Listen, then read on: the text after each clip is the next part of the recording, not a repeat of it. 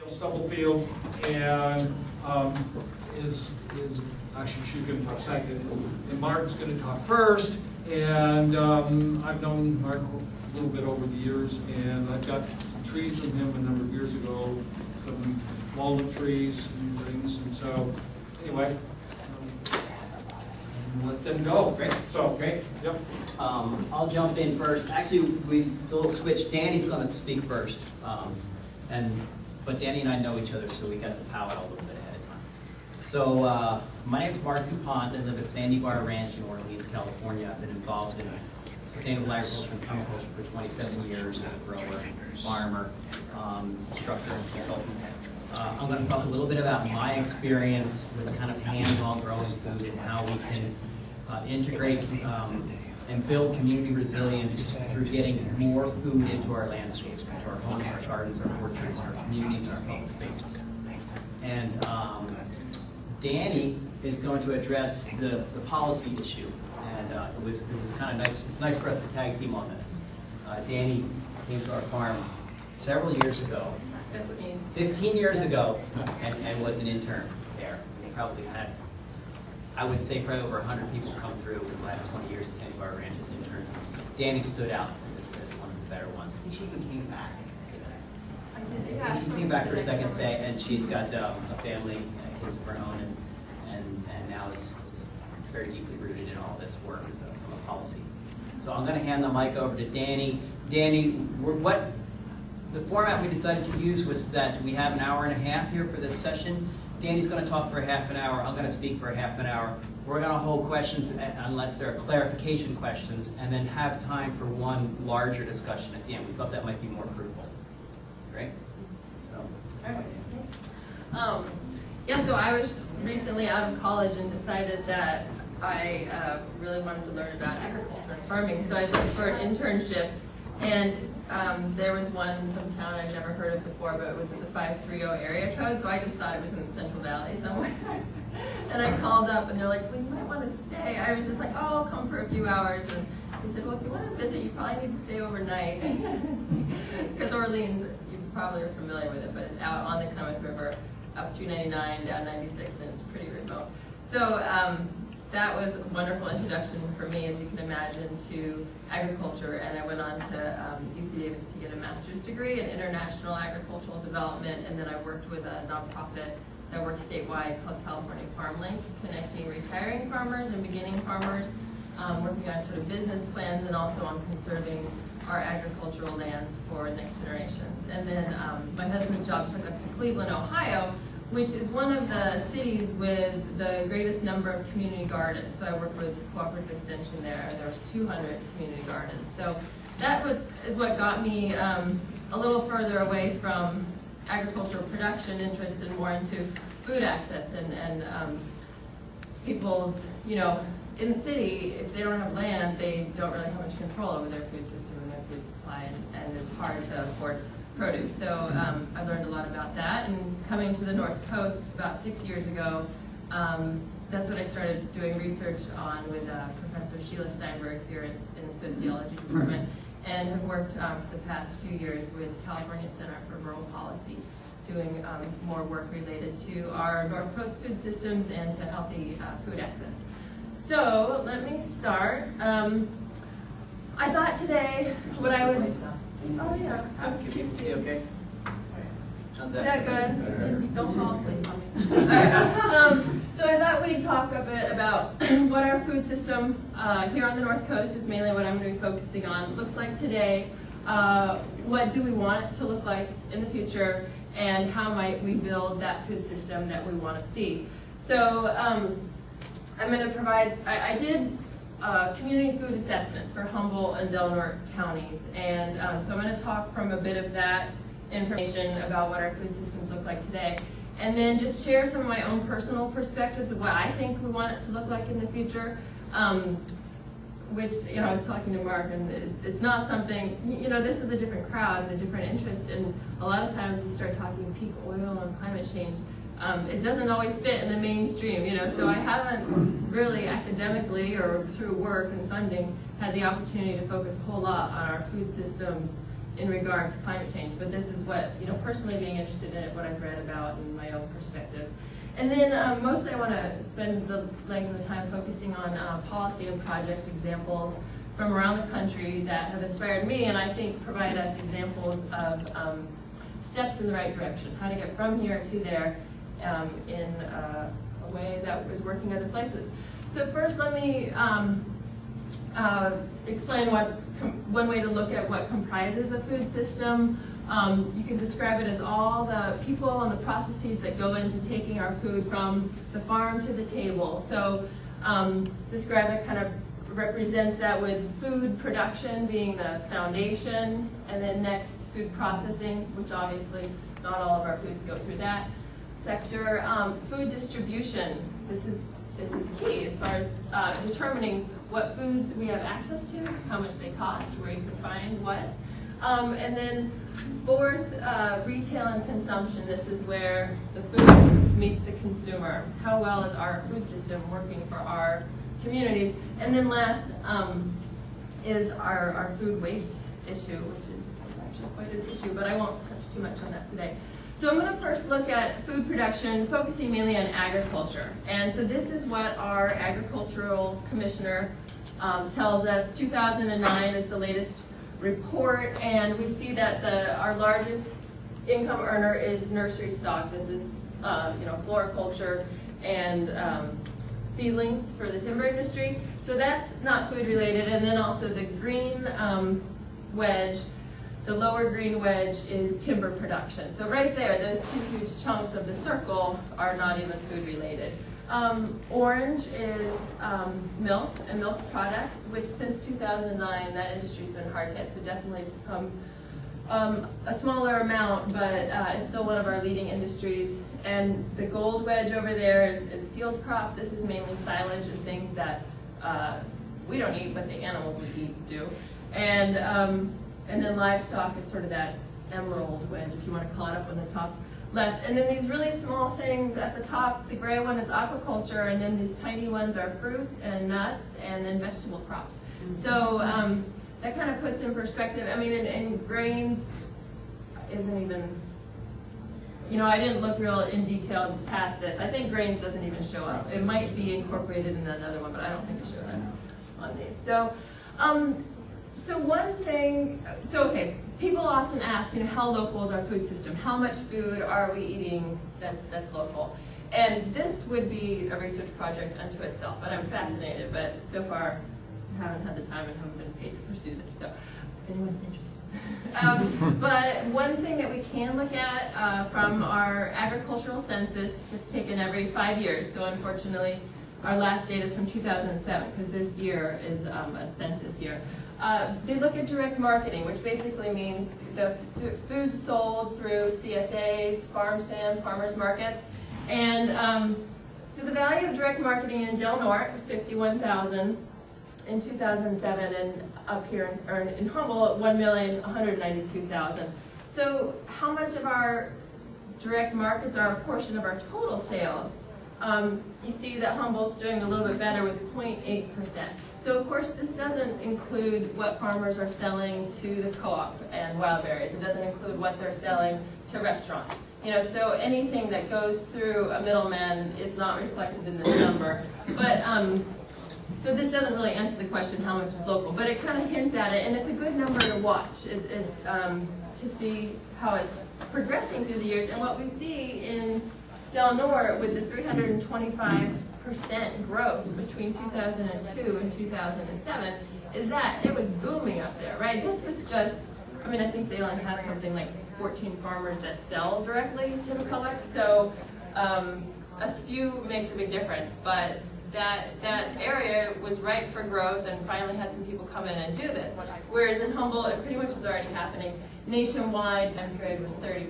So this is something I'm really interested in seeing in 2012, if it continues to go up in our area, which I imagine it will, and kind of how much more.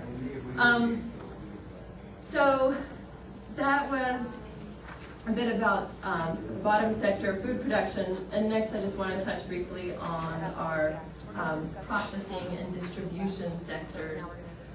So our in regards to processing, we definitely have some processing going on. We have some of the most delicious chocolate and beer and salsas and things like that you can find.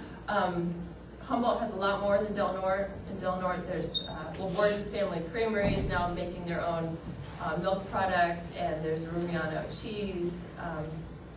There's really not a whole lot else. I'm sure I'm leaving off a few right now. But we have a handful down here. They have only a few. It's something that it's not real extensive though. And in general, our processors are sourcing the majority of their ingredients from afar. They're not purchasing from our local farmers because right now, economically, so that's their bottom line and that's what's economic for them to do.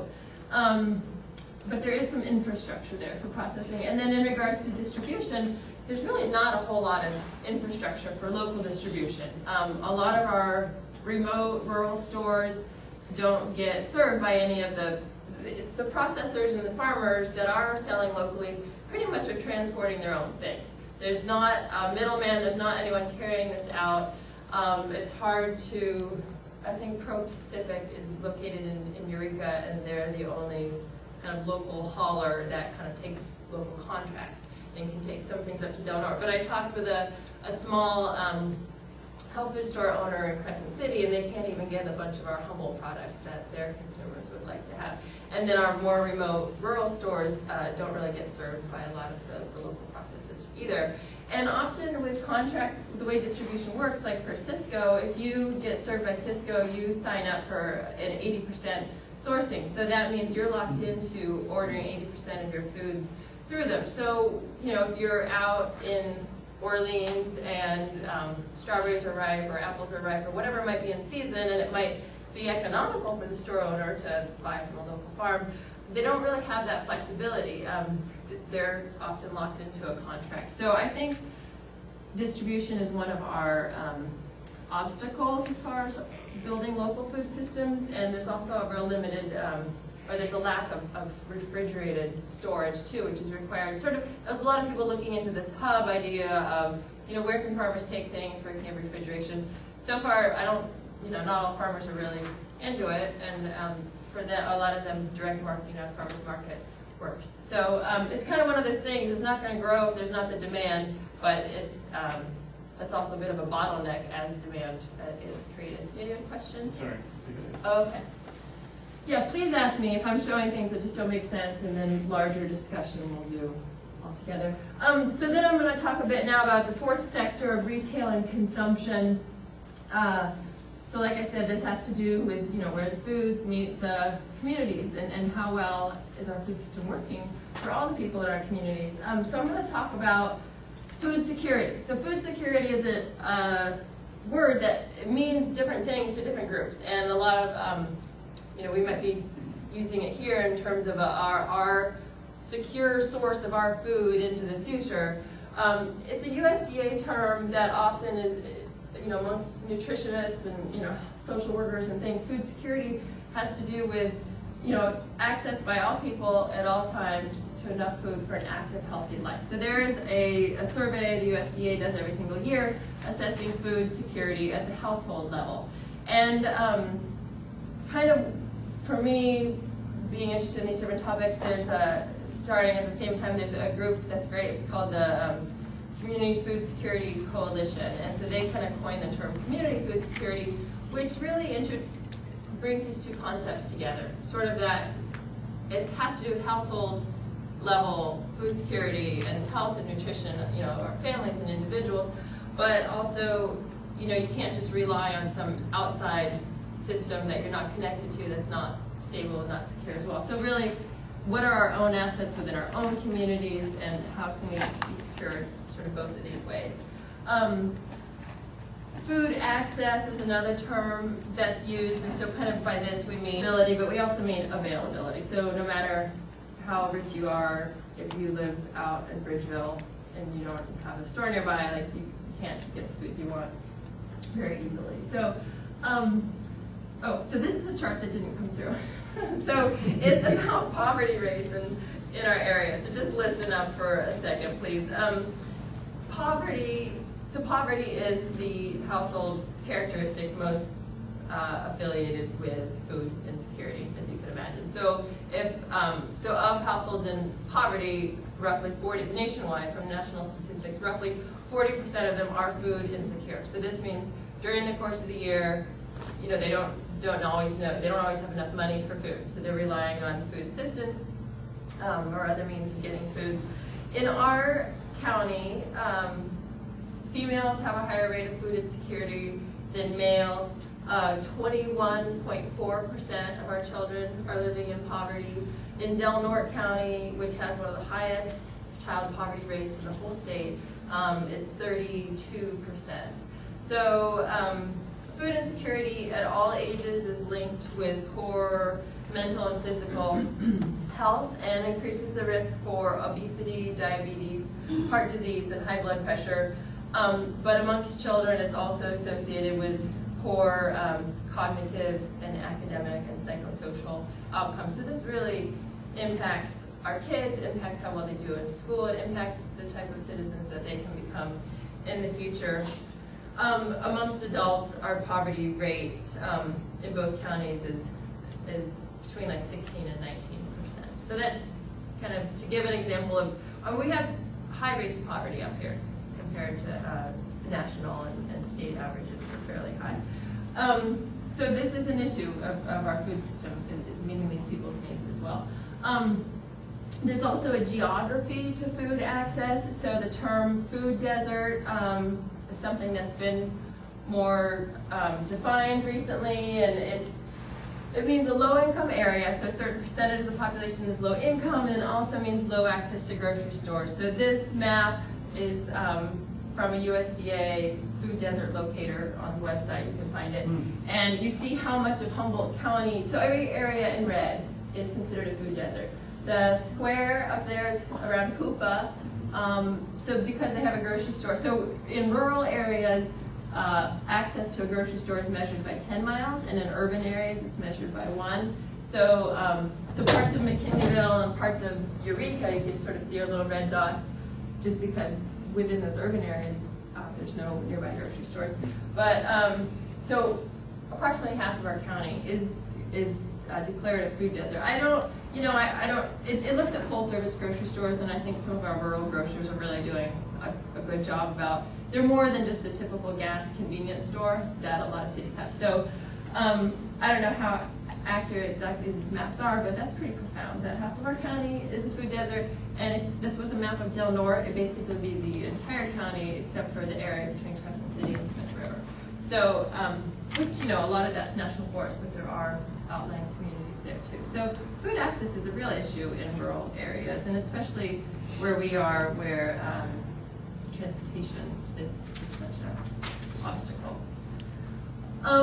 So understanding our food system, hopefully that kind of gives you an intro to it and what things look like now. The last sector of food waste, I'll just say that we produce in Humboldt 11,000 tons of food waste a year. That's like 20% of our solid waste stream, and we don't have a landfill in Humboldt, so we're trucking it over to Reading, or we're trucking it up to Oregon with more carbon use and it's expensive. And the Humboldt Waste Management Authority has started some pilot food diversion projects, one here at HSU with students, a few others in Eureka, and they're looking at something called a food waste digester, so trying to find one that's appropriate to our scale here. So it's a pretty innovative idea. I think we're the first rural region to really be trying to do it, but it's a big thing. It's going to take a while. Yeah. By food waste, you mean like compost? Well, I mean food scraps. Yeah. So they're wet and they're heavy, and they also produce a lot of off-gassing in landfills. So they're one of the worst things to put into landfills.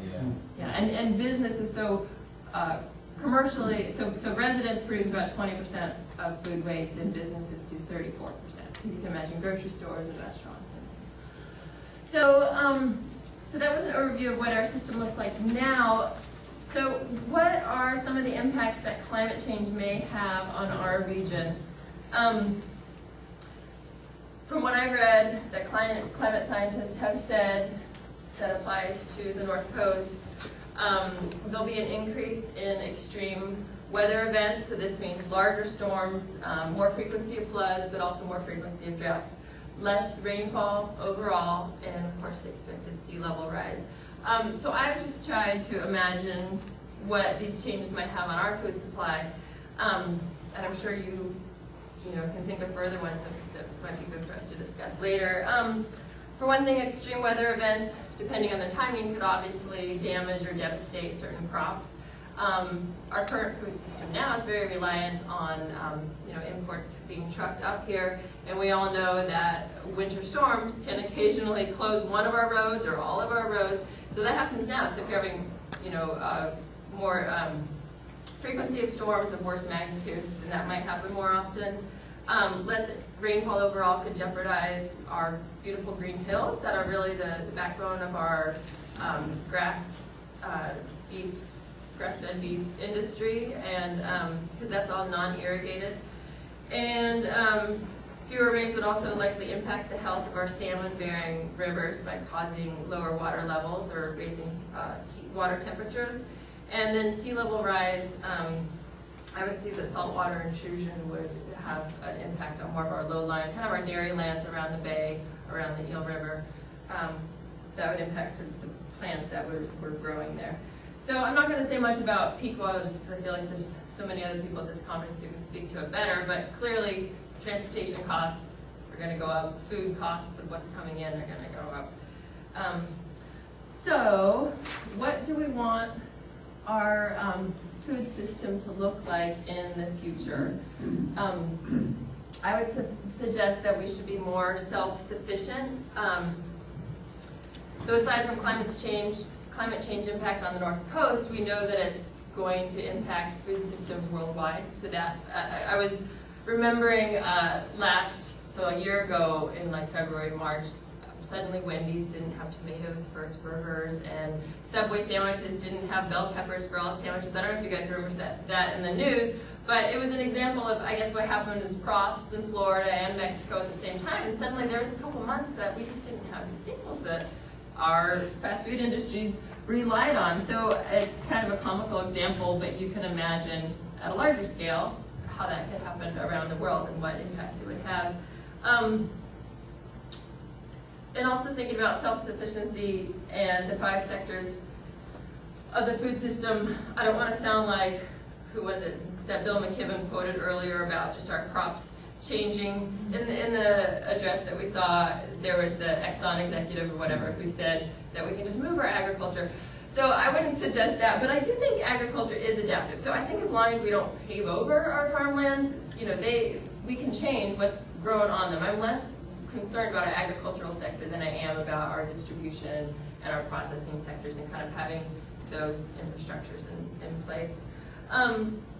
I would suggest that our future food system to be resilient should be equitable. We don't have an equitable food system now, but there are over 2,000 people in Humboldt County, over 2,000 people a month are relying on our food pantries for keeping food on their tables. And there's more than 12,000 county residents who are enrolled in CalFresh. CalFresh is the new name in California for food stamps. And in Delaware County, there's fewer people up there, but there's a higher percentage on CalFresh. There's 17% of the population is reliant on it.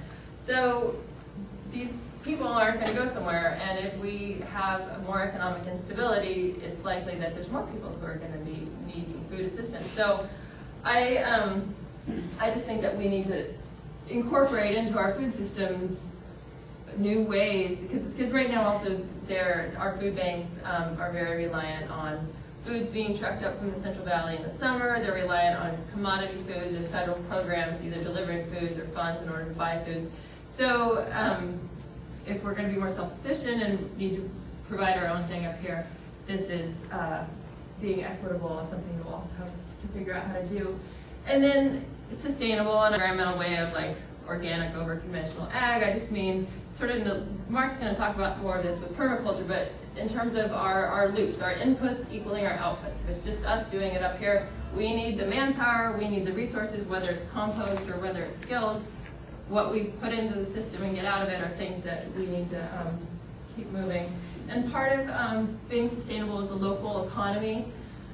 this quote, locally directed buying and selling connects the community's resources to its needs. So the more we're purchasing what we need from each other, the more those things are being supported and they're out there when we need them. Also, studies have shown spending dollars locally doubles the amount of dollars circulating in the community. And in a study in Maine, they found that by consumers shifting their purchases by 1% to more local foods, it increased Maine farmers' incomes by 5%. So there's a great impact. And then also the social capital is a side of the economy. The more interactions, a lot of in reading about resiliency, it's not just who has the most money, but it's also who knows people. So in times of need and helping out each other, we help people we know. And so the more we're purchasing and buying, the more local our food system is, and we have those networks amongst each other, the stronger our communities are and the more resilient we are to change. I'm going to start by giving some more examples. In Oklahoma, they have a statewide food policy council that has established a farm-to-school legislation, and so they have incentives for their schools to purchase from their local farmers. And this came out of the fact that with the farm crisis in the 80s and extending into the 90s there, a lot of the rural communities were very poor, and they needed their farmers to have more markets, but also, meanwhile, they had growing inner cities, and they needed their children to have access to healthy foods. So they made the economics work out, and they created a funded position to build this program. So it started with just one school district, and now there's something like 35 school districts. And I believe the woman running this was just talking with Obama last week with another group of local food champions. In Cleveland, so this is where I was for a few years, they have these great array of community gardens in the city, so they've needed a lot of zoning changes to support being allowed to have beehives in the city, being allowed to use water at the community gardens if they're on city lands. And another thing that this certificate is from down here was in 2010, the city passed a bidding incentive that any sustainable business or one that was sourcing like 20% of its foods locally would get additional points kind of when they're bidding for city contracts. So, this is a big city, they probably do more than we just do in Arcata, but if you imagine every kind of catered event or every time there's food involved or even vending machines, if whatever groups are interested in doing that, you get perks if you are locally sourcing. So these are the things that kind of create. In that little video they showed us up in the Kate Buchanan room about sort of the stuff, the story of stuff. So this is kind of changing the paradigm. So getting into the policies that are behind the causes. So one thing that is expanding around the country are the idea of food policy councils. So this is a way for consumers to plug in for healthcare advocates, for schools, for anyone who's interested. Right here we have our former county health officer, and then Phil Record, owner of Wildberries Market, and then Sarah Mosser is a planner. And so we started the Food Policy Council in 2010, and it meets every few months. And a lot of it's been just bringing stakeholders into the room, getting to know each other's issues, building common ground. But what's come out of it is some new funds to help pilot some more projects and just a lot more people working together. And the next meeting date is not set yet, but it'll probably be around September. So anyhow, if you're interested in that, you can contact the California Center for Rural Policy, where I've been working, is the one that hosts the Food Policy Council. So there's now, when we started this and I was sharing information about food policy councils a couple years ago, there was 50 in the country, and now there's over 100. So it's really just, it's expanding, and it helps us decide at the local level what we want to influence and what policies to focus on. These are a couple neat examples. Up top is the picture from the farmers market. So our North Coast Growers Association has gotten funding through some statewide work, and with working with our food bank, Food for People, to allow people to use their CalFresh, again that's their food stamp cards at the market manager's booth, and so if you swipe your card for $10 of your benefits there, you get $5 in what's called tokens. I'm gonna do the timing from when we finish our intro, but thank you. So anyways, they go there, they use $10 of the food benefits, and they get $15 worth of food, which helps make our foods at the farmers market that are great and fresh and organic but not very cheap, much more affordable for low-income families. And then this lower picture is from a model near Eugene, Oregon. It's called That's My Farmer. And this one I think is a really neat model in that it's very sustainable and equitable. It's local because it's a faith-based group and they hold a big event. It's a fundraiser, and the money they raise goes into a pot and to be saved to reimburse CSA farmers. So CSA is sort of the weekly subscription you go pick up at a farm.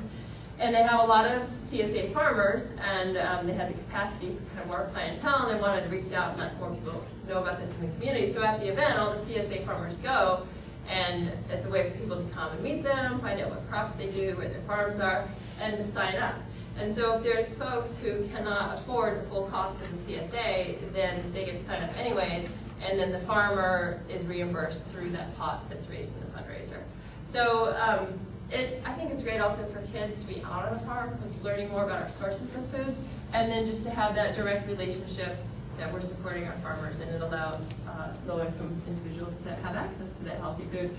And so this is a pilot project that we're going to try and do with some funds, and actually also from the Department of Health and Human Services. So they had some funds for CalFresh, people who are on CalFresh, and so also finding a way to use CalFresh dollars to pay for the subscriptions. And I just want to mention new policies about supporting our rural grocers. There's a lot more funds that are available for them to get microloans, try and put in produce coolers, try and help increase healthy food offerings. There's examples from Southern California where youth went around, like a lot of what small store owners get is these signs for beer and tobacco, but it's it's something to put up on the walls, or it's flashy, it's colorful.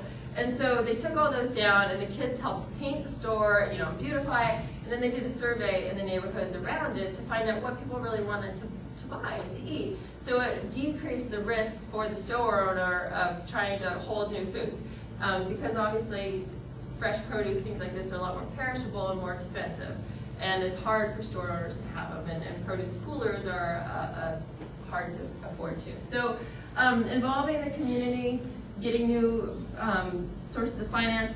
In Klamath, the tribe has bought the Pembe market up there, and they're investing some of their funds in making it much healthier offerings for their community members, so they don't have to make the drive to Crescent City.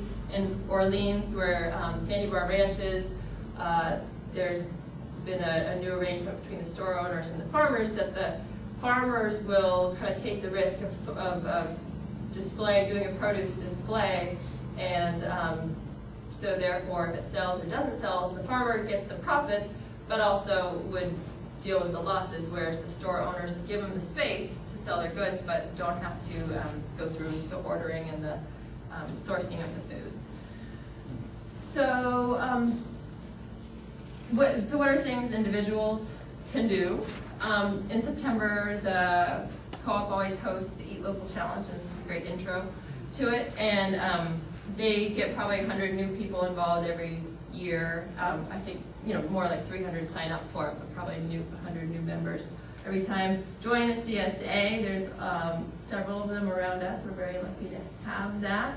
One thing is also to advocate for the farm bill that's going through. It just cleared the House Agricultural Committee last week, and it's going to be going on the House floor soon to be voted on. And so talking with your congressional representatives about farm bills, because it's really not just farm bills, it's the food and farm bill, and the funding there determines how much goes to subsidies for commodities versus how much goes to programs, what we call CalFresh, but nationally it's called SNAP, food stamps, and also other conservation issues and funds to spur community projects. You can start a community garden, take a farm tour, participate in a crop mob. That's what it's kind of a work day on the farm. Some farmers around here organize.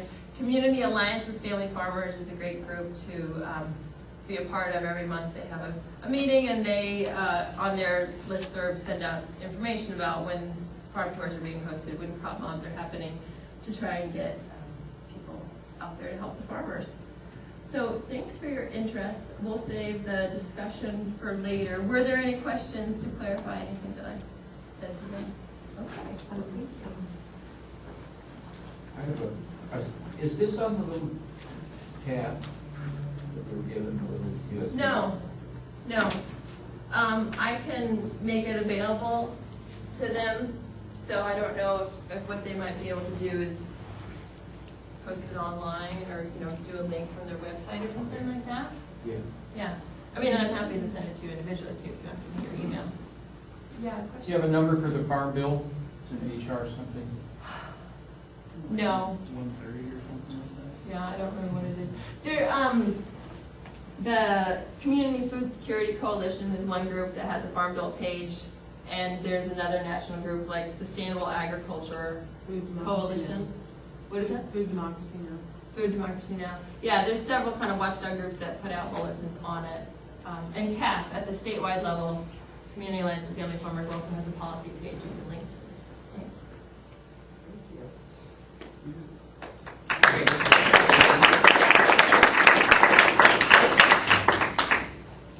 See if I can figure this out here. Down to make it big, Mark. How do you do it? Here. Click on the bottom of the page there, What's the corner from the beginning? right there. Great, thank you. All right, thanks a lot, Danny.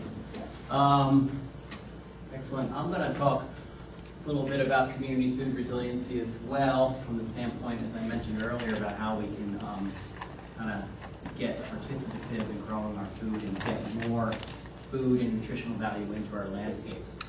I have a lot of slides here. I may not get through them all, so if I start skipping them, that's just in the interest of time.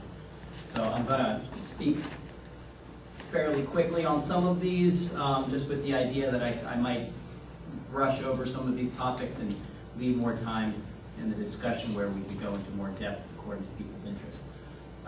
My background and experience, again, I've been involved in organic agriculture as a farmer, as an instructor, an organic farm inspector, and a consultant since 1985. I've owned Sandy Bar Ranch since 1992 with my wife, Blythe Reese, and we moved there. We started teaching workshops immediately, and our longest running workshops have been permaculture workshops. And we've had an ongoing series of permaculture workshops. Currently, we're doing one that's called the Klamath Knot Permaculture Series, which I'll mention a little bit about.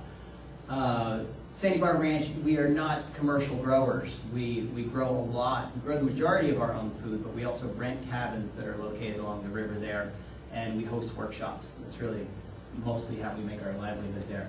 In 2001, I helped to co-found the New Klamath Watershed Council with a group of concerned, active community residents up there on the river, and I've been serving as president for the last several years. So a lot of my experience today is going to come from my experience in Sandy Bar Ranch as a farmer, as a subsistence farmer, growing my own food, from Klamath Knot Permaculture, from teaching these permaculture workshops, and also from the watershed perspective and the watershed, community watershed involvement. These are the courses we've been teaching. I've been wanting to do this for years, and it finally came together this year. Basically, Klamath Knot, the idea behind it is trying to tie together some of the great stuff that's happening here on the coast with what's happening on the interior. Sometimes they can be two completely separate worlds, but we are part of the same county, we're part of the same watersheds. So half of this series, it's a permaculture design course, it's a 72-hour approved curriculum. We've expanded it to 80 hours. We meet over a 10-month period, several weekend sessions at Sandy Bar Ranch on the Klamath River, and now we're in the process of doing rotating sessions here on the coast. We do these every year. And then also Mid-Klamath Watershed Council is based there in Orleans, but we work all throughout the Mid-Klamath Watershed. And it's basically engaging stakeholders in how we can restore our watersheds and revitalize our rural communities. So I was really pleased. I noticed on the program that the title was given of food security, and both Danny and I, without talking to each other ahead of time, adapted this term resiliency, and I really do prefer it. Sometimes I think food security can sound a little bit like bunkers and peanut butter, and I think it's a valid term and it's an important one, but I think what we have to focus on is our resiliency, and that's the ability to withstand change, because that's the only thing we know for sure that's coming is a lot of variation in our climate and in our supplies, our food supplies, our energy supplies. And what I want to talk about mainly is reclaiming food as part of our culture, because I do consider this to be largely a cultural challenge, not necessarily a technological one, although a lot of what I'm going to talk to you about today is kind of how-to, practical how-tos. But we need to understand, and I think we need to make food again something that we participate in and something that we create, we produce. We've been largely converted into a society of consumers, and I think that that's at the root of most of the problems and crises that we're dealing with. And so again, I want to look at how do we reintegrate food into our everyday lives and into our landscapes and back into our communities. And in order to do that, we've really got to maximize the nutritional yields that are coming out of where we are living. Food should be grown where people live. So I don't think technology, again, is necessarily kind of just at the root of the problem. It's our choices, it's our culture. I actually got permission from Andy Singer to use this too. I thought it was really cool. I like this one and emailed him. He emailed me a high resolution copy. So these are just a few of the things that we produce on the ranch, and you know, I think again, our participation in our food and our landscapes is really what's critical. So what I'm going to talk about a little bit is food community resiliency through the lens of permaculture, through the lens of watershed restoration. And these are the things I wanted to focus on. There's one missing from there, that's water. I'm going to start with water because that's so crucial. But we're going to look at site assessment, which is the very first thing we do in a permaculture course, is assess the site around us, the site around our buildings, around our gardens, our public spaces, and decide what can they produce, what are they capable of providing us. This is something that, by and large, a sensibility we've lost with this injection of fossil fuels into our culture. People all around the world do this second nature. We've lost it because of our reliance on external inputs. I'm going to talk a little bit about if we do want to get nutrition out of our surroundings, what's the different approaches? How do we view that? One is to look at calorie gardening. What's going to give us the biggest bang for the buck? How are we going to get the most food value out of, which crops do we select for that? Resiliency gardening that will buffer and be crops that will be reliable crops under a wide variety of climatic conditions.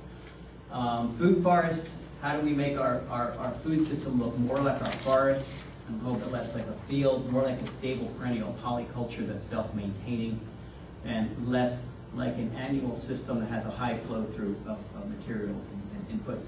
And then we need to look at local productions of staples. We're good at growing salads, right? We're good at growing side dishes. We need to know how are we going to grow our staples here now with the soils that we have, with what's available to us. And finally, I think one of the most important things is our exchange of our skills and information. Exchange is one of the things that makes us human. Culture is non-genetic information that's passed from generation to generation. That's what it is. That's what makes us human, and culture is what makes us human. And that is what I think is going to kind of see us through the challenges ahead. So permaculture, I mentioned that the simple definition is the design and creation of sustainable human habitats. You throw in that end part, which is the habitats that have the complexity and the resiliency of natural systems, ecosystems. That's what we're shooting for in permaculture. And we start with a site assessment that's based on protracted and thoughtful observation, and then we proceed by designing for food production, designing for water retention, conservation, and recycling in the landscape. We also deal with natural building, with local materials, and the efficient use of as many on-site resources as we can. This includes the sun, the wind, the soil that's there, the water, the vegetation, anything that's moving through or in that site is a potential resource to utilize. I'll start with water because I have attended several climate change workshops. A series that was initiated by this group, the National Center for Conservation Science and Policy, and I went with the farmer and rancher groups. And I can tell you that what farmers and ranchers are most concerned about in the future is water. Water is going to be this century what oil was to the last century. Only the more critical factor is that it's not a replaceable commodity. It's a basic fundamental element of life. And this is the picture. This is what I see from my ranch looking out at the mountains across from us. We're at 400 feet elevation. These are up at 6,000 feet. And that's our storage tanks. And that's our storage tanks for all of Northern California. The whole state, really, is our mountain system and the snow that accumulates in there. It didn't look like this for very much this winter. We've been fortunate to have a wet winter. We didn't have a cold winter. We didn't fill the tanks up.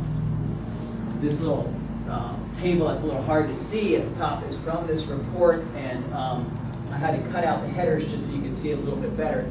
But what they're projecting in this, on the very bottom line here, this column here represents 25 to 30 years out. This one represents 50 to 60 years out. And they're saying over the next 25 to 30 years, we're going to have a 37 to 65% loss of our snowpack. And you get to 50 years out, we're going to lose 73 to 90% of our snowpack. That's our storage tanks. Our storage tanks are going to be empty. So how are we going to catch the water that moves through our rainy season in our system and hold it so that we can use it the rest of the year? And in permaculture, the most simple technique for this is swales. You build level ditches, you fill them with organic matter. As the rain falls, they accumulate in there and they recharge the ground system, water. We've covered too much of our areas, particularly in urban surfaces, too much of our surfaces, particularly in urban areas with hard impermeable surfaces where the water flows off of a contaminated source at a high velocity. It creates a lot of problems. These swales will slow the water down and allow it to infiltrate. This is one on a farm in the upper left there.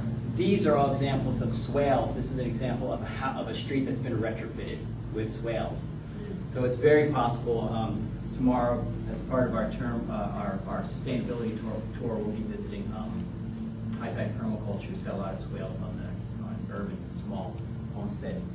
And then water conservation, also utilizing water as many times as we possibly can as it moves through our system. And this is some examples over on the left of CCAT. You can see you can just catch water out of sinks. You can use water before it flows into your toilet for washing your hands. Bottom left is landscape, laundry to landscape, dry composting toilet. This is fabricated by Sunfrost, a local fabricator here in Arcata. And then this is us during the permaculture workshop just about a month or so ago when we're putting in a gray water system on a house where the wastewater coming out of this house, the gray water, not the black water, but the gray water coming out of the sink and the bathroom sink and the kitchen sink is going to feed a garden here in the front. It's pretty simple technology, not rocket science. We then move on into site assessment. We start in permaculture with site assessment. These are some students back in March who are taking an area and just working through the assessment and looking at how the sun angles fall on it, how the wind affects it, what are the soils, what's the potential to catch water, to store water, and this gets translated into what's called a zone and sector analysis. And by doing zone and sector, you're able to come up with a very energy efficient design for your particular site. And this works from anything from a small urban area up to designing a whole community. Sectors are another. This is actually a picture of somebody from this year's course. I think this was Brittany's map that she did. Partway through the course, people get to bring all their maps in, and we go through our different maps and do a peer review. It's a really fun process. Food forests is another strategy. How do we make our, forests are self-sustaining. They take care of all their own fertility. They accumulate nutrients, and they become richer and more complex all on their own. And our agriculture system in general does the reverse. Most of our agriculture is based on an annual rain-based agriculture, which is unfortunately one of the most destructive forces on the planet. So how do we make it look more, our farms look more like a forest and stack them with these multiple layers, and have them conserve their own nutrients and their own water? Food forest is one of the things that we look at here. This is a photo. Food forests are really hard to photograph, I have to say. There's so much going on that you really can't tell. But in the upper left, this is a food forest that I started years ago at Sandy Bar Ranch. And the upper left is a picture of it in the spring, and this is a picture of it a few days ago, the same one. But what you have up there on the upper left is about 12 different species in the overstory, ranging from sweet and high cherries to apples, pears, peaches, plums, nectarines, pomegranates, mulberries. And in the understory, it's mostly comfrey. You can see we've got chickens grazing underneath of that. I've only had to weed that once this year, and I haven't watered it at all. And this kind of year, I won't be watering this. The main drivers of that system, as far as protein content, most of the trees are actually salad trees, they are fruit trees. But the main drivers as far as protein is that comfrey in there that's feeding the chickens, and the mulberries that are feeding the chickens too. I'll talk a little bit about those. We're very young in this whole process of designing temperate zone food forests. There's a lot of fun experimentation to be done in this, and people are doing a lot of cool things. We can plan our ripening times here in Northern California in our food forest so that we have fresh fruit throughout the whole year. This is a simple graph I did years ago for Sandy Bar Ranch, and we've added quite a few fruits and we've expanded. The yellow is the ripening and the harvest dates, and the green is the dates where we can store those crops. So there's no reason why we shouldn't have fresh fruit throughout the entire year.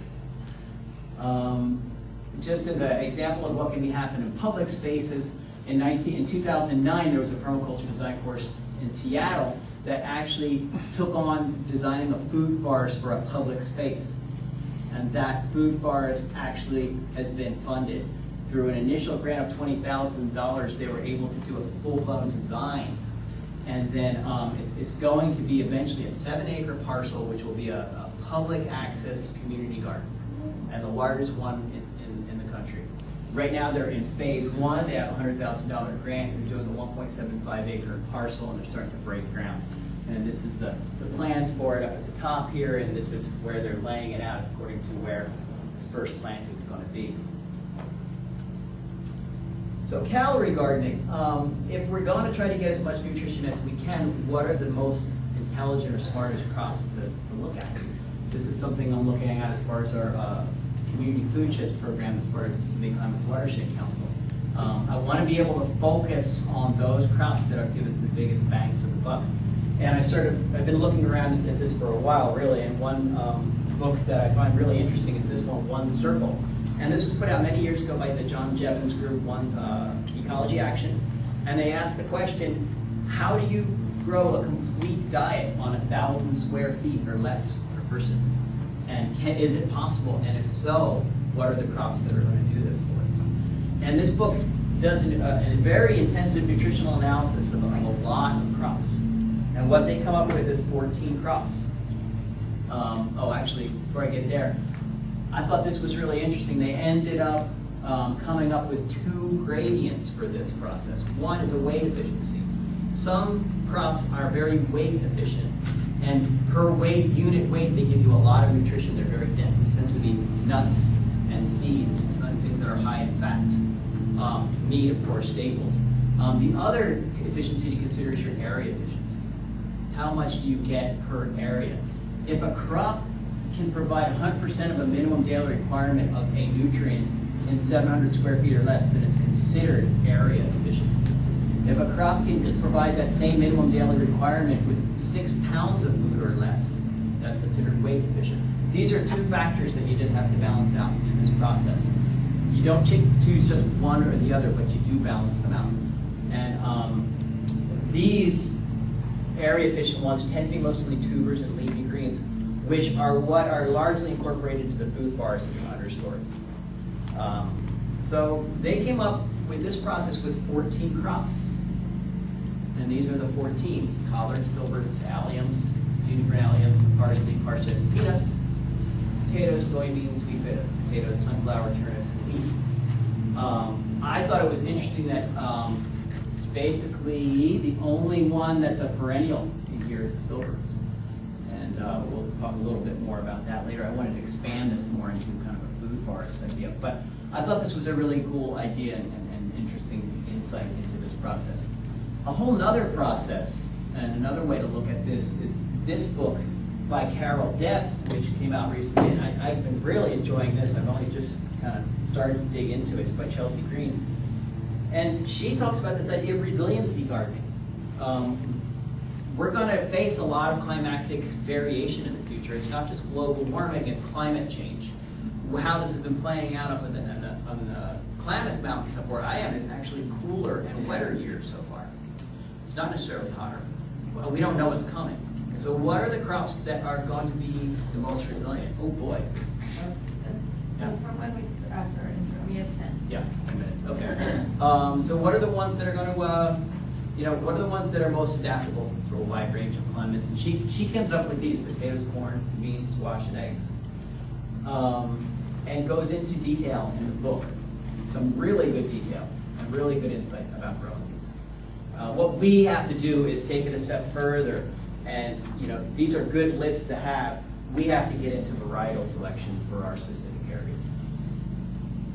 So I'm taking this one step further, and I'm starting to look at this idea of keystone crops, is what I'm calling them. What are the crops? Here's 6. This is a work in progress. I'm just kind of sharing thoughts with you right now.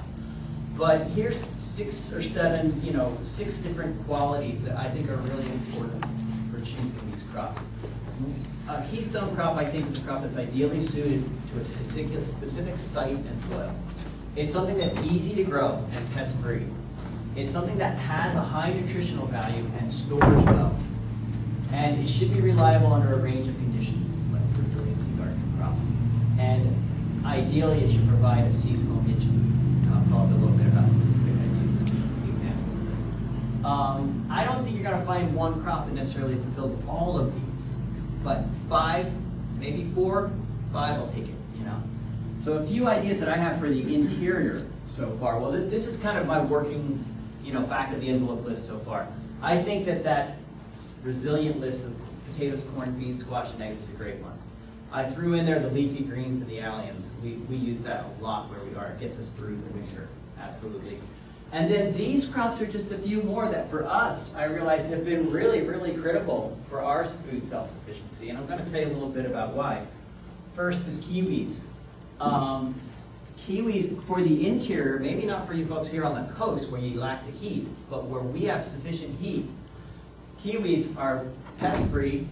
They give us a yield of over 100 pounds per vine of kiwis. And these are fruit that will store for 3 to 5 months without refrigeration. Gives us this really important winter crop. And it's our vitamin C through the whole winter.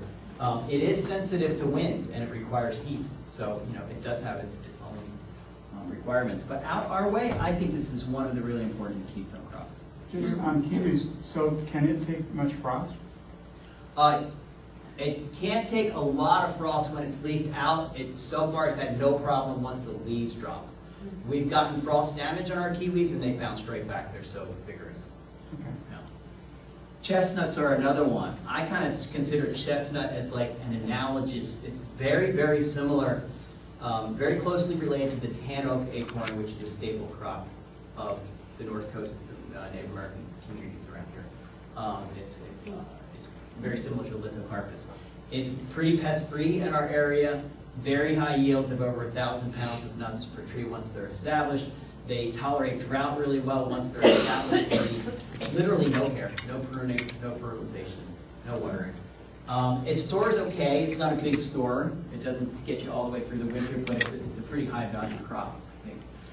Filberts are another one. They made that list of one circle, and they are considered the most weight efficient crop that they had analyzed. So they've got lots of, it's an oil and fat, and that's what we need to be focusing on for our tree crops, is how to grow our oils and fats in perennial. They are susceptible to blanks, which is ones that you crack and there's no nut inside of them, and that largely happens when they get too hot. And so they don't like that really intense afternoon heat. And I found that our filberts on our site in Sandy Bar Ranch do mediocre where I planted them.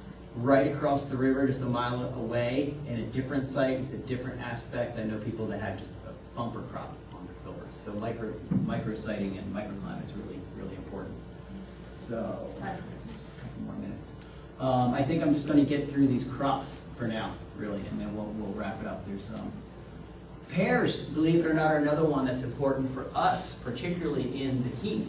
Now, I think in most areas, apples would be one of these keystone crops because they're pretty easy to grow. There's a huge variety to choose from, lots of disease-resistant ones. But out our way, we have intense heat. Apples don't like to be above 85 degrees for the 6 weeks prior to harvest, 4 to 6 weeks prior to harvest. We get triple digits in September. Our pears deal with this heat really, really well. They're very easy to grow. You can find disease-resistant. This is one of the best varieties for us. The Orchis, totally disease-resistant. It's self-thinning. There is some pest problems that can be dealt with, and it's highly adaptable. You can use it fresh. You can can it. You can dry it. You can juice it. You can make preserves. Been a really good component for forest farming, I think. Mulberries, believe it or not. If you'd asked me this question years ago, what would be one primary, really important crop, I don't think I would have picked mulberries then, but now I'm sold. This is a mulberry tree that's located over our chickens. And this thing is filled at any given time with 100 pounds of fruit or more that's constantly showering and dropping fruit from May all the way into September, sometimes October. So May, June, July, August, that's 4 months of it producing. And when these chickens come out first thing in the morning, they don't run right to the feed bin. They run for the mulberries that dropped overnight. This is considered a pest or a problematic thing in a lot of urban areas because if you look at mulberries in urban areas, people don't like them because they stain the sidewalk, right? I've got chickens parked under all of our mulberries. There's one that there's not chickens under, and the dogs eat those. Dogs love mulberries. It's a high protein fruit. Any of the fruits that have seeds in them are going to have high protein contents. So you got a high protein, basically it's like a poultry machine, you know.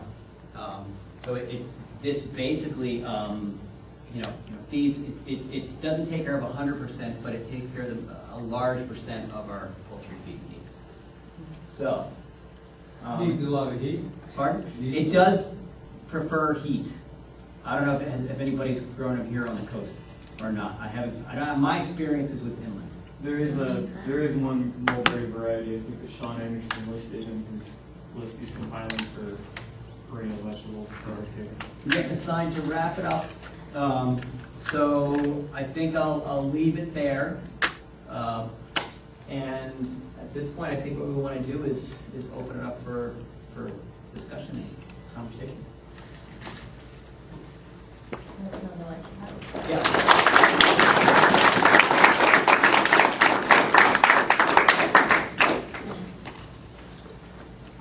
So, anybody got any questions? I wanted to mention, if you want information, this is just information from our permaculture courses. I left this up here for contacts. Hey, Danny, do you have contact information? Well, Danny's going to be in Nicaragua pretty soon. I'm leaving in a few weeks. So, but anyway, my contact information is up here. But also, California Center for Rural Policy, there's a new person coordinating the Food Policy Council, and they are going to pursue more food research. But it's not necessarily related, to climate change, like I said. I was very interested in how Cuba responded to the peak oil by mandating that everybody had to have rooftop gardens, no matter what profession they were, judges, doctors, and because they didn't have that certification. And I'm wondering what you would recommend here, like in our data, for people to grow, to be resilient in their own, whether it's a rooftop and pots in their garden, what kind of trees to plant, and what. Yeah. What would be an ideal for everyone? Should I take that, Danny? Want me to? Yeah. Okay. I can add to it, but go for it. Okay, just jump in. Well, mostly that's what I was referring to there. I really think that those keystone crops kind of get the biggest bang for your buck. So that those 5 crops: potatoes, corn, beans, squash, a laying flock of hens, and then expanding into the keystone crops. And I think the keystone crops are going to be, those 5 are pretty adaptable. And I think you can find variety for a wide range of climates. And then after that, you get into crops that are specific to your region. It's so completely different here on the coast than where it is inland. But I think here on the coast, you're going to do better with a lot of berries. You're going to need disease-resistant trees. Where we need to get more work in, do more research at, is nut-bearing trees for cooler climates here, and protein, things that, getting protein off of trees, high fats, oils, and protein content. I took that totally as a policy question, which is Great. funny. There you go. Because I thought you meant, like, what do we need to do politically to get our city to support more edible landscaping Right. on our public lands or something? Yeah. I live in Winsong, or I rent there, and we spent a couple years trying to get a community garden going, and we had a lot of fluctuating. I think it's hard in a town where there's a lot of renters, because then you can change too. But the city is pretty open-minded to community gardens on public spaces. So there's a large green space that's city-owned, and we had to work with them in our site plan. There was concerns of water, because it's kind of a catchment site for water retention. So there was a long process, and that's part of it. So it hasn't happened because there's a lot of burnout, and so our leadership, it kind of, then people moved on. But we do have permission, and so my hope is that now that it's kind of written down, it can be pursued again when there's more energy. But we also, with Arcata, they own the Arcata Ed Farm, and so I think it's one of the few models of a city, not just allowing a community garden on a public space, but actually owning and running a CSA. I think that's pretty innovative. I haven't heard of that happening anywhere else. So I guess I feel like, and also in Eureka, there's the Henderson City Garden, and they've made progress with City Council. So I think we're luckily in a progressive area, and I think it just has to do with people bringing it to their attention, getting it on the goals in your jurisdiction. They kind of have annual goals, and so, if we wanted more edible landscaping to be part of the plantings that go in on public lands. Vanessa Vasquez just got her master's here, and it was on where you could put sites that were appropriate to edible landscaping that were publicly owned. So I used to live in Davis. They have some fruit trees. There's this roundabout where they were all into edible landscaping, and the inside of the roundabout is planted and that just is not safe. That doesn't make sense. It doesn't get utilized. It's not a good idea. So I was talking with Vanessa about that, and she was like, no roundabouts. So that might be an interesting thesis to look up. They often have them digitally from the library, but her name's Vanessa Vasquez. But what about privately? Do you know of any situation where cities have mandated that everybody if they're going to plant landscape, some percentage needs to be edible? Is there any? I doubt you get very far in mandating something like that. I don't know that people are going to want to be mandated on what they have. I think it has more to do with not forcing people to do it, but allowing those who are interested. So allowing chickens, bees, things like that. Okay, so we got 1, 2, 3, and 4. That's the best I can do for order, okay? You, sir? Me? Yeah. I want to compliment you on how positive all that was. Yeah. I thought it was going to do something. But I would like you to address the degree of mechanization that you require on farms. Right. You mean In the future.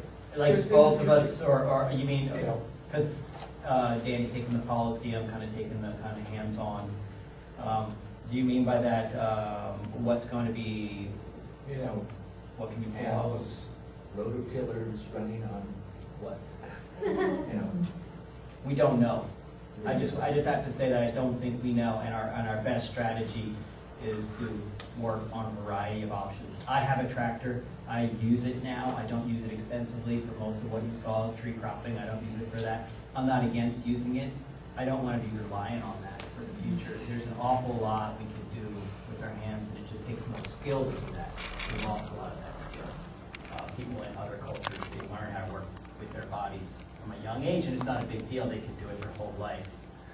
So, I think the scale of our agriculture might need to change, or I also think it's going to have to do with the economics for that farmer and the scale they're on. If what they're earning, if it's something that they can sell, there's the value to it. Then as fuel prices go up. I think that we're going to have a lot of alternative sources of fuel. I think, our major systems of just our own personal transit, can't continue relying the way it is. But I think as far as that needs to have something that's mechanized, we're probably going to go through a range of other fuels that substitute for quite a while before we end up in a situation of no fuels working. But the prices are going to go up. So will the crop bear that the farmers Quick still comment. worth it? If you would Google open source ecology.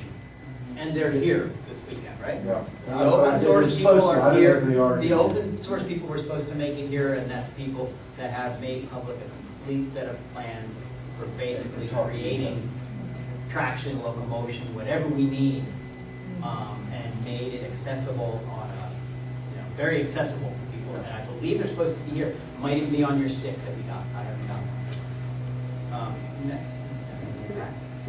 Yeah, I just wanted to know, we have a community garden being built. I was wondering, I would like, and a few other people would like to take it much further into the food forest type thing. Where do you get funding for that?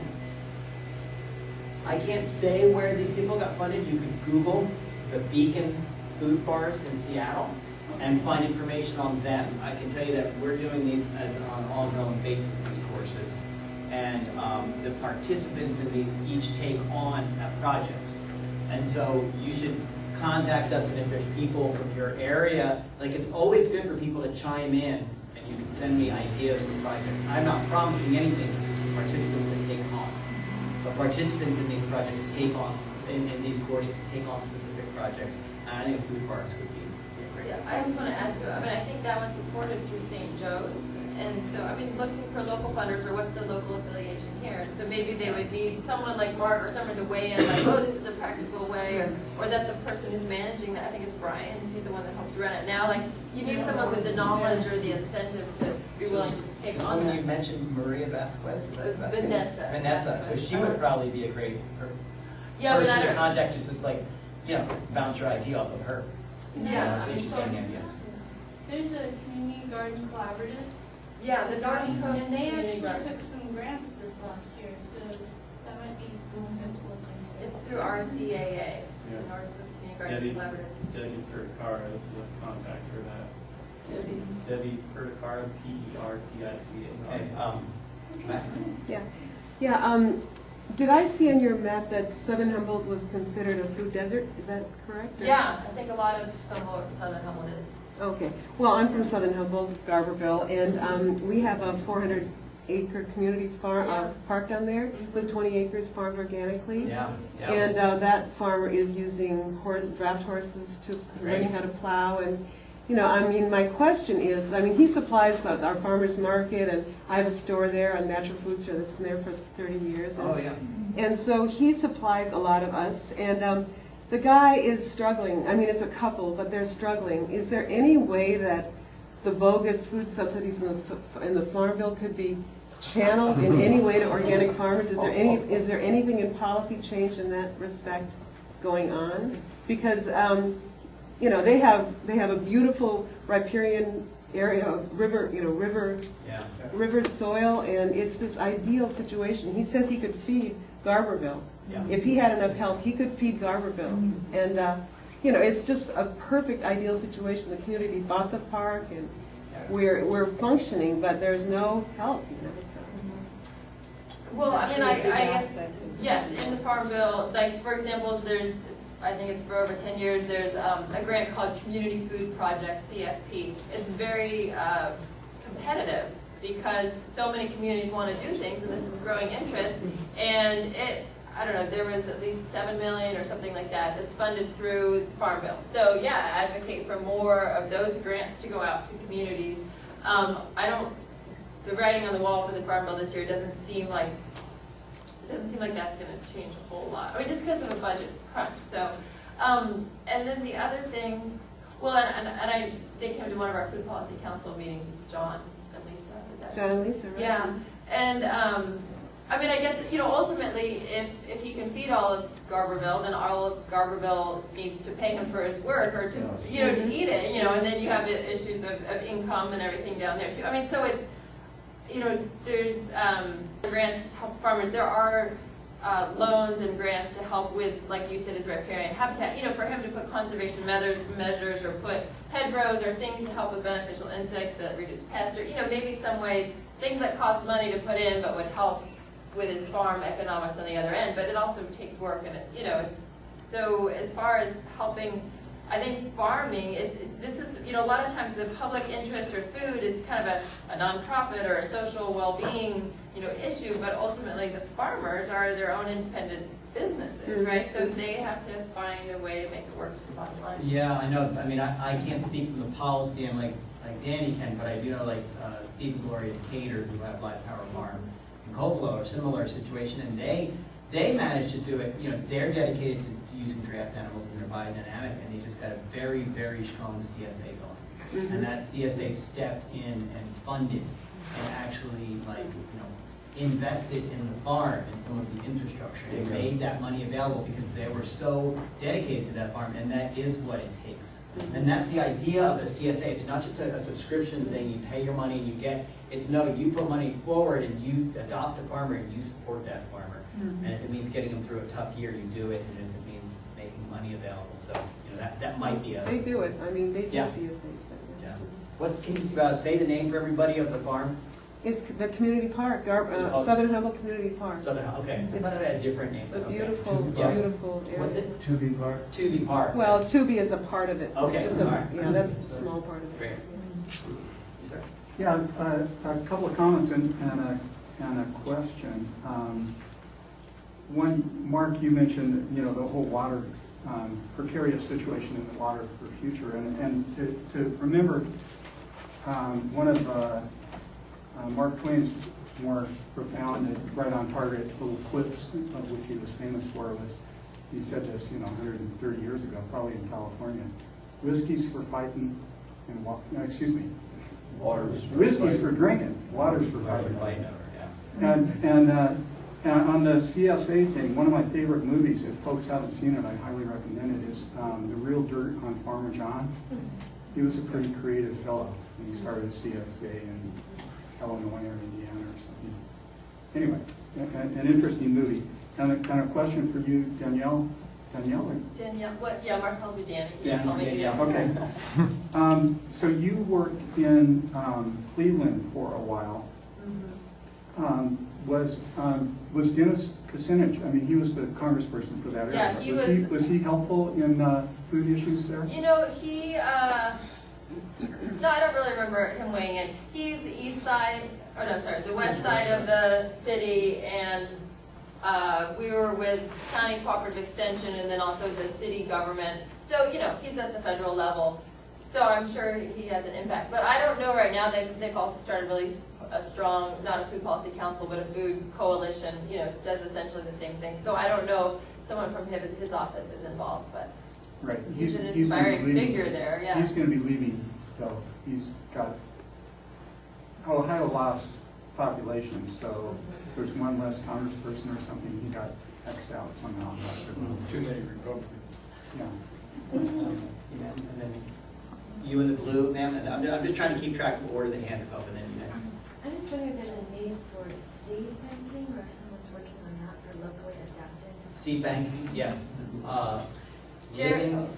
Okay, say Jared. Jared Zystro, and it's the Seed. Organic Seed Alliance. Organic Seed Alliance. Thank you. Yeah, he's doing a lot of trials with farmers to find out what varieties work best, and I guess his job is establishing ones that would be here. Yeah, it's a national organization, and he's locally based right here in our Yeah, that's. And then there's this Seeds for Life Seed Bank, which is a project of High Tide Permaculture and Flying Blue Dog Farm. They're based both in Willow Creek and here on the coast, and it's a lending seed bank. So you can find these guys on Facebook, Seeds for Life Seed Bank, and they're a local bank where you take out seeds from them, you grow them, and then you replenish the stock. You commit to growing them. Those are located at the Beneficial Living Center on South G. Okay. They have like a library catalog of seeds. And there's also Bill Bruno in Willits, the Bountiful Gardens. Yes. Great resource. Okay.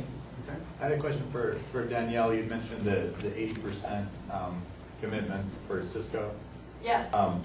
It's basically the only food distributors is Cisco and then United Natural Foods, and I wondered if they had a similar requirement, and how much of a problem do you see that requirement being? Is it more just like, well, you might hit that at some point, or is it like this is really what's holding back Uh-huh. more produce from the smaller markets. Right, that's a good question. I don't know about United Natural Foods. I don't imagine do. Cisco's the only one doing it. Yeah, Do you no, know? I mean, it's just, the more you buy, the more of a percentage discount you get, Discount. but it's Yeah. not a requirement. Okay. We have a lot of distributors. No, I mean, if the other 20% was local, like that'd be a great amount, right? I mean, if they were sourcing 20% of their foods, I mean, we could just work on that 20%. So in that regard, no, it's not a complete So barrier. it's like a future issue. Well, and it's not just a future. I mean, I think it has to do a bit with perception too. Like maybe the owners, like they know they need to buy from, I mean, also what's 80% and 20%, and I mean, it might create a barrier, just a perceived barrier for owners.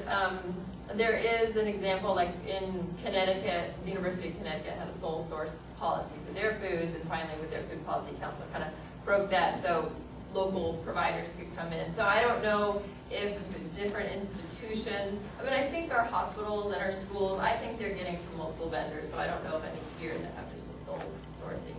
But, and then also in Oklahoma, the example of the farm to school, they actually, Cisco is working with them to help distribute some of their farmers' goods. So, I mean, it's not like they're the evil doer and can't be worked with, but it kind of gives people the sense of being locked in. And I guess also maybe when there's certain things are seasonal, it's like, like in the like, or just thinking of summer months. Okay, we'll just source local in the summer months, like to be able to get out of that contract maybe entirely. Like when a lot of things are available, you might have more than 20% available. So it just also can't fluctuate. That's my understanding. I want to speak about grain hulling. I find grains grow very well in Arcata, but getting the hulls off is a challenge. Is there a small scale suggestion? Well, small scale, it depends on what you mean by small scale. The smallest scale, the smallest scale that a small scale is Shakeport Farm that has a combine and a seed cleaner, which for us would be a pretty large scale. I'm talking about in the backyard. Yeah, in the backyard. There's a very good book called Small Scale Grain Raising by Gene Logsdon. And that's the resource I would recommend for that, because he mentions, he goes through, I've grown grains for years. I've grown grain over the years several times. I find my problems, I grow it, I harvest it, and it sits there, because it's exactly the problem is the processing. But Kevin might be a resource, like Kevin, as he ramped up his farm size, he might have had experience on a small scale too. But I think that book will address it on a small scale, because he talks about a seed sack and a wiffle ball bat, and then really just hitting it there, and then throwing it up in the air using either a fan or throwing it up in the air. As you know, it's a lot of work, and that's why I think ultimately we have to deal with the grain raising. Farmers this is what we really need to support farmers doing. As I said, we've got the salads down, we've got the side dishes down. A grain grower grosses $9,000 an acre versus $25,000 an acre for vegetables. They're going to need a CSA support to do that. So I think that's one of the most meaningful things we can do. I have a suggestion just to you, the communities. I'm from Northern Washington. There's companies in India, I can't think of the name right now, but you can Google search it, and they specialize in either hand-operated or hydraulic-operated, very small-scale equipment for processing oil seeds, combining all sorts of things. And then another thought, do you have a green system in California? We do. We do. We don't have one at where I am, so maybe somebody here. Because we're revitalizing our local grains for a food storage and distribution system for farmers. That's great. That's fantastic. Yeah. Do you know the name of that company in India? I don't, but I was doing a lot of research for small-scale oil production, and I found. If you wouldn't mind taking my card to become a farmer, I'd be really interested in that. I had that information, some of that information years ago, and it's outdated now. The viability of using acorns for oil, protein, whatever, the way it has been done here, you guys have any opinion on that? There's a huge topic here which gets into traditional ecological knowledge and ecocultural land management. And we do work with the Watershed Council in conjunction with the tribe the Kuru tribe out there. I left all that out because it's a cultural issue and it should be presented by somebody from the Native American community, really. I can just say that it's still a staple crop. The tan oak acorns are still a staple crop. They have been for, I mean, if we want to look at sustainability, folks, we got to look at what's been going on here for 10,000 years, really. And then in order to do that, it requires a very much larger conversation that's based in respect and honors tribal sovereignty. We can't just be picking and choosing these little things that we want out of Native American culture for our benefit. It's a much bigger issue, so I leave that out. Yes, acorns have a fair amount of oil in them. They can be pressed into an oil that's very similar to olive oil and its makeup. I don't know what the flavor's like, but the nutritional components are fairly similar. So it's absolutely possible, but you're getting into a cultural heritage there. So it's not like it's just, the tan oak grows out our way. We're all part of a family tenure system, a clan's tenure system. So they pertain to families. They're not, even though they're on quote unquote public land, they pertain to families. So they're not there for, in my opinion, for the taking. So there's a potential there, yes, but there's a whole issue that needs to be respectfully approached. Danielle, you had mentioned that the food system of the future should be equitable. Mm-hmm. And I was wondering if you could kind of expand on how we can get there with the intersection of poverty, like you had mentioned, mm-hmm. and with food aid programs on the chopping block and living wages not rising. Mm-hmm. What are some of the policy solutions to get to an equitable mm-hmm. food system?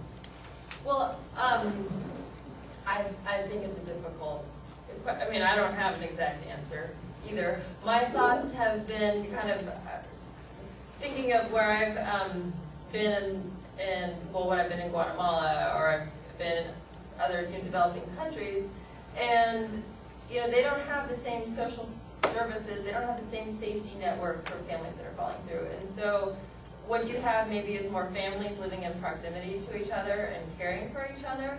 So I think, I don't know if part of what will change as our mileage changes and cost of transport and all that is like, and hopefully if we're going through crises, like communities will also pull together. So I wonder also if it'll be in a different setting than it is now. Like our society then might not be exactly like it is now, because I think people will need these safety networks through their religious communities, through their families, through friendship networks. I think of, the Great Depression and what happened in our country and ways people, helped each other. Like, would more farmers be willing to have more hands helping on their farm, especially running the tractor is more costly than can you do more work? Part of my, I didn't get paid a dime when I was at Pantry Farm, but I got fed really well, and I learned a lot. And so anyways, so would there be more people working? Which right now it's hard for farmers to like coordinate, people coming in and how do you transport them there, and what can they do, and you have to teach them, and so it's not always feasible or cost friendly, but maybe that would change. People bringing home food instead of bringing home dollars. Mm-hmm. I think also our Food for People is very innovative food bank. They already are working very closely with the farmers, and they glean on farms. They have neighborhood gleaning volunteers and a person coordinating that program, and they pick up foods from the farmers market at the end of the day. So they have a good relationship. So as far as food banks that are aware of providing fresh and healthy foods to their food pantry clients, they're already one step above the national, and I think that kind of as a food bank leadership, that probably is something they'll have to adjust to too. It's like, oh, we're not getting the truckloads from the Central Valley. Well, which happened to one of the organizations in Del Norte. They lost one of their major food providers because it was just too expensive for that nonprofit to distribute all the way up to them. So, so then they go to more local grocery stores, and so I guess I just hope that there'll be a variety of changes. And then I also think that the leadership, people who are addressing those issues now will have to change what they do, but hopefully continue to provide for that too. we could maybe take one more question and wrap it up, or it's noon now. You guys ready to go?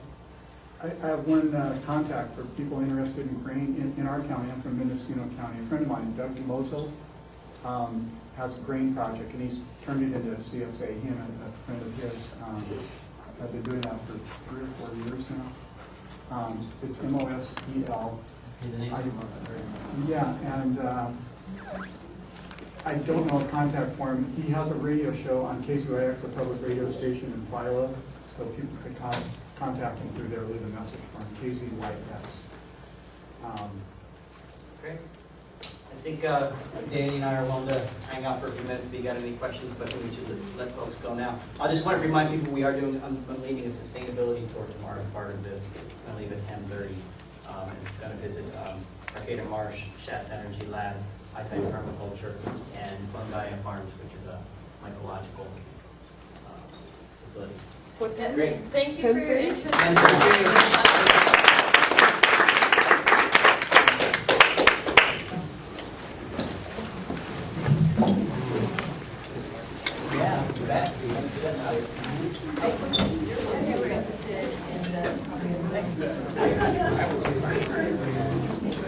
Yeah. Thank you.